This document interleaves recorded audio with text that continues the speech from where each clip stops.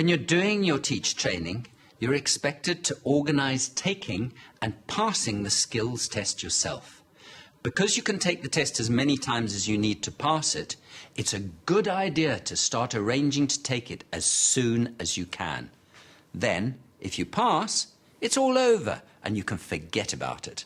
And if you don't, there's more time to do it again without getting in a panic. As soon as you get your teacher registration number through, make sure you book those tests as soon as you can to get in as much practice. Because although if you do fail it, for instance, it doesn't tell you how you can improve next time. It will tell you the areas that you need to revise on. Like, we kind of ran out of time a little bit. I was panicking. It wasn't numeracy. It was literacy. At the end going, oh no, I've only got 3 weeks. You know, if you do them at the beginning of the year, get them done, and then that's that part of the course done, and then you can relax, but just practice, and that's the main thing. I think anyone can do it as long as you put the effort in and work and practice. If you need extra tuition, I'm sure the university, or get a tutor to help you, but you just need to put the work in.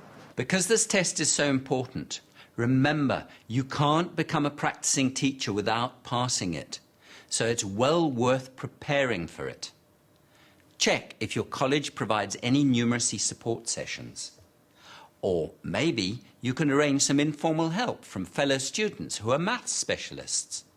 There are also books you can buy with worked examples and sample questions. The university provides maths tutoring sessions through the maths PGC students. I decided I didn't want to go to them, so I didn't want to look at them. So I just practised online, and also I got the book out of the library.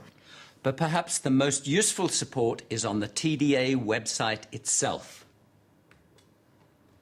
Here, it explains the purpose of the test and what's in it, with a basic glossary of the mathematical terms and topics you should be familiar with.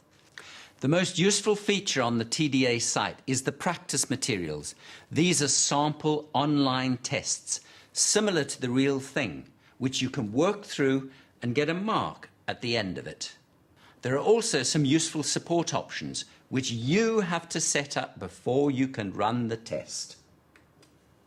Then you get a Guide Me option, which gives you some hints, and a Show Me option that explains the answer. Then the Try Me option, which runs the test with no extra information. Along here, along the top, you can put Try Me, and you can have a go at answering yourself. If you're unsure, click on the button that says Guide Me. Instructions come up at the formula, how you calculate the answer, and there's empty spaces. Then you can click on Show Me, and those spaces are filled with the correct answers.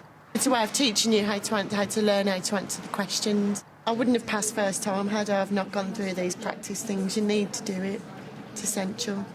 And just by doing it, you build up so much confidence that then when you actually sit into the test, it's like, oh, I know this. You familiarise yourself with it, so it helps enormously.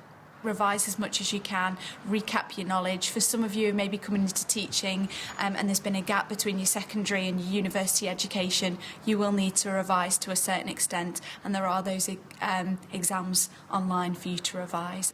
It's well worth trying the sample tests and looking at some of the other support resources, even if you're a maths specialist, rather than going into the test unprepared.